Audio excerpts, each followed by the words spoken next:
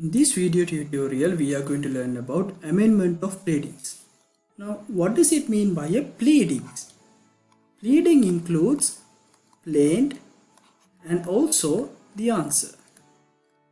Now, once the plaint been filed by the plaintiff, can he make any changes to it? Can he make any amendment to it? And also, once the answer been filed by the defendant, can he make any amendments to the or changes to the answer? This question has been answered by section 93 subsection 1. It says application made before day fixed for the trial. Trial එකට දින නියම කරන්න කලින් application එකක් ඔස්සේ අනිකුත් පාටියකට reasonable notice එකක් දීලා එවැනි අවස්ථාවකදී application එකක් දැම්මොත් එහෙම court have full power of amending all proceedings in action on its discretion. court එකට තමයි discretion එක තියෙන්නේ. හැබැයි අනිකුත් පාර්ශවයට දැනුවත් කරන්න ඕනේ මෙන්න මෙහෙම change එකක් කරන්න හදනවා කියලා.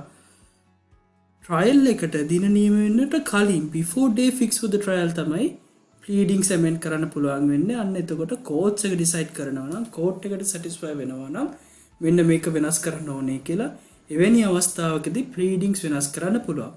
plaint එක යම් amendments ගේන්න පුළුවන්. answer එකට යම් amendments ගේන්න පුළුවන්. ඔන්න ඔය කියන කාරණාව section 93 එකේ කියනවා. එතකොට මේ McKinsey versus Grindlays Bank case එකේදී මේක මේ old approach එක. කලින් තිබුණු ක්‍රමවේදය තමයි මේ case එකේ කියන්නේ. එතනදී කියනවා amendment of pleading at discretion of court. test එක තමයි මෙතනදී determine කරන්නේ whether it is necessary to effectively adjudicate. මේ නඩ තීන්දුව effectively අහලා තීරණයක් ගන්න, determination එකක් ගන්න, මේ amendment එක වැදගත් වෙනවද, necessary වෙනවද කියන එක තමයි test එක වුණේ. ඒතකොට මේ test එක කරනකොට court එක consider කරන කරුණු කිහිපයක් තිබුණා. මේ amendment එක කරේ නැත්නම් multiplicity of cases, එහෙමත් නැත්නම් තව අලුත් cases ඇති වෙලා තියෙනවා නම් නැත්නම් මේ amendment එක කරාම නඩු දෙක තුනක් එකපාර අහලා ඉවර කරන්න පුළුවන් කියාවක් තියෙනවද? එහෙනම් court එක consider කරනවා මේක effectively adjudicate කරන්න අවශ්‍ය කාරණාවක්. එහෙනම් මේ necessary change එක amendment එක කරන්න allow කරන්න ඕනේ කියලා decide කරනවා කියලා. ඒ වගේම තව consideration එකක් තමයි courts මේ test එක යටතේ determine කරපු කවුරු හරි කෙනෙක් leave කරාම කියන්නේ court එකෙන් අවසර ඉල්ලුවාම මෙන්න මේ change එක කරන්න කියලා leave shall not to refuse. සාමාන්‍යයෙන් එහෙම amendment එකක් කරන්න leave එකක් ඉල්ලනකොට court එකෙන් ඒක refuse කරන්නේ නැහැ. අනිවාර්යයෙන්ම grant කරනවා. ඒක තමයි rule එක. හැබැයි applicant act in mala fide hari එයාගේ අතින් වෙච්ච blunder එකක් නිසා හරි නම් එවැනි අවස්ථාවකදී එයාට allow කරන්නේ නැහැ. ඒ අදාළ amendment එක කරන්න mala fide hari එයාගේ තිබිච්ච blunder එකක් නිසා සිද්ධ වෙච්ච දෙයක්. ඒ වගේම තමයි මේ amendment එකේ වැදගත්ම දේ case එකේ fundamentals වලට එහෙම නැත්නම් case එකේ තියෙන මූලික ලක්ෂණ වලට බලපෑමක් වෙන විදිහේ amendments කරන්න බෑ. අර අවශ්‍ය කරුණු වලට විතරක් amendment කරන්න පුළුවන්. අර effectively adjudicate කරන්න අවශ්‍ය කාරණා වලට හැරෙන්න. case එකේ fundamental එක, case එකේ nature එක ඒ කාරණා වෙනස් වෙන ආකාරයට කිසිම amendment එකක් කරන්න බෑ කියන ඔන්න ඔය considerations සලකලා තමයි court එක decide කරන්නේ amendment එකක් කරන්න දෙනවද කියලා. එතකොට මේ old approach එකේ විදිහට බලපු ක්‍රමවේදය හරි වෙනස්. එතකොට court එකට decide කරගන්න පුළුවන් ඕන විදිහට grounds. නමුත් section 93 subsection 2ත් එක්ක මේ කාරණා වෙනස් කරනවා. දැන් section 93 subsection 1 කිව්වේ trial එකට date fix කරන්න කලින්. දැන් කියන්නේ trial එකට date fix කරාට පස්සේ before the final judgment දැන් කලින් කිව්වේ trial date එක fix කරාට පස්සේ කලින් අවස්ථාවේදී කොහොමද amendment එක කරන්නේ කියලා. දැන් කියන්නේ trial date එකට fix කරාට පස්සේ final judgment එකට කලින් කොහොමද මෙන්න මේ අතර කාලයේදී කොහොමද මේ proceedings වලට එහෙමත් නැත්නම් pleadings වලට amendment එකක් කරන්නේ. එතකොට general rule එක තමයි during this period of time pleadings shall not amend. Exceptional අවස්ථා තමයි unless court satisfied recording reasons grave and irremediable injustice cause if amendment is not permitted.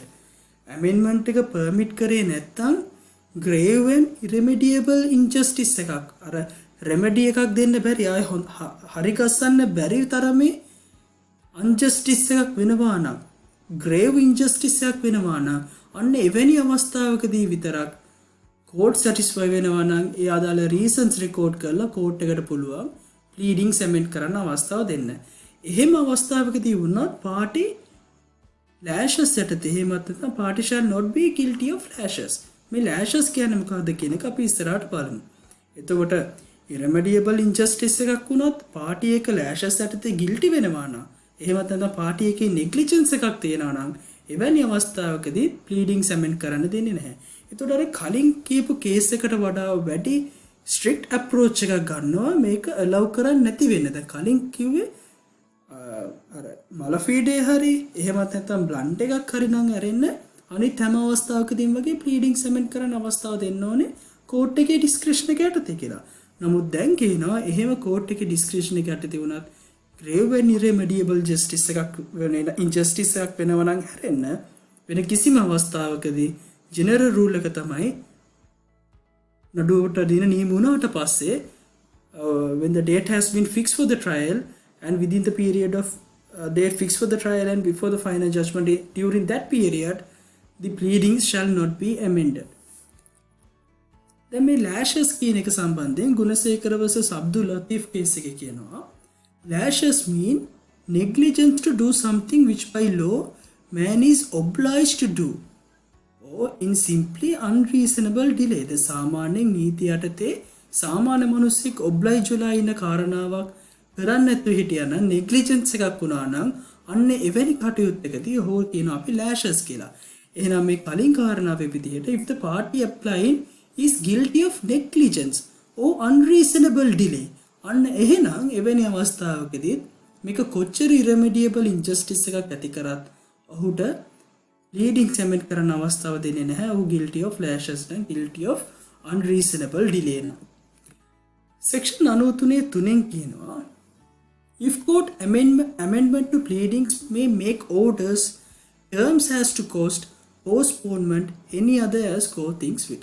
දැන් court එක allow කරනවා නම් අර කලින් කියපු අවස්ථා දෙකකින් එකක් යටතේ amendment එකක් කරන් දෙනවා නම් pleadings වලට court එකට ඒත් සමග කරන්න පුළුවන් orders තමයි එකක් කරන්න පුළුවන් මේ නඩුව ටික කාලයකට postpone කරන්න. මොකද දැන් pleadings amend කරාම නඩුව ආයෙ අලුතින් අහන්න වෙන්න පුළුවන්. ඒ නිසා postpone කිරීම හැකියාවක් තියෙනවා. ඒ වගේම තමයි මේ සම්බන්ධයෙන් අමතර cost එකක් ඇති වුණොත් ඒ cost එක දැරීම සම්බන්ධයෙන් යම් කිසි නියෝගයක් කරන්නත් පුළුවන්. එහෙමත් නැත්නම් මේ කටයුතු සම්බන්ධයෙන් court එකට හැංගෙන වෙනත් ඕනෑම තීරණයක් any other as court thinks fit. එවැනි order එකක් වුණත් amendment of pleading එකක් allow කරන්න order එකක් දෙන අවස්ථාවේදී court එකට දෙන්න පුළුවන් කියලා section 93 subsection 3 යටතේ සඳහන් කරනවා. section 93 subsection 4 යටතේ කියනවා alteration addition or omission. දැන් මේ amendment of pleading එකේ කලින් තිබ්බ කාරණා වලට දැන් පළවෙනි කාරණා කියලා තිබ්බ දෙක කියලා තිබ්බ තුන්වෙනි එකේ part එකක් මේකට තව add කරනවා. එහෙනම් ඒ කරන addition එකක් එහෙමත් නැත්නම් තිබ්බ එකක් වෙනස් කරලා අලුතෙන් add කිරීම alteration එකක්. එක්ක දැන් කලින් තිබිච්ච second paragraph එක අයින් කරනවා omission එකක්. අන්න එහෙම දෙයක් කරනවා නම් it has to be clearly made on the face of the pleading. A pleading එකේ මුහුණතේ ඒ කාරණාව දක්වන්න ඕනේ. ඒ වෙනස් කරන හැම දෙයක්ම judge විසින් අත්සන් කරන්න ඕනේ. all changes must signed by the judge. right? ඉතින් ඔන්න ඔය කියන කාරණා තමයි අපිට amendment of pleadings යටතේ මතක තියාගන්න තියෙන්නේ. ලොකු ප්‍රශ්න පාඩමක් නෙමෙයි. නමුත් අපිට මතක තියාගන්න තියෙන ප්‍රමාණයට වඩා වැඩි වශයෙන් ප්‍රශ්න අහන ඒරියා එකක් හොඳට අපේ මතක තියාගත්තොත් එහෙම පහසුවෙන් අර ලකුණු 16 ප්‍රශ්නයක් අපිට කවර් කරගන්න පුළුවන්. ඉතින් මේ සම්බන්ධයෙන් මොන හරි ප්‍රශ්න තියෙනවා නම් ඔයාලට පුළුවන් කලින් අවස්ථාවවලදී වගේම Viber හෝ WhatsApp ඔස්සේ අපේ ස්ටුඩන්ට් කෙයාර් සර්විස් එකත් එක්ක සම්බන්ධ වෙලා ඔයාලගේ තියෙන ප්‍රශ්න අපි වෙත යොමු කරන්න.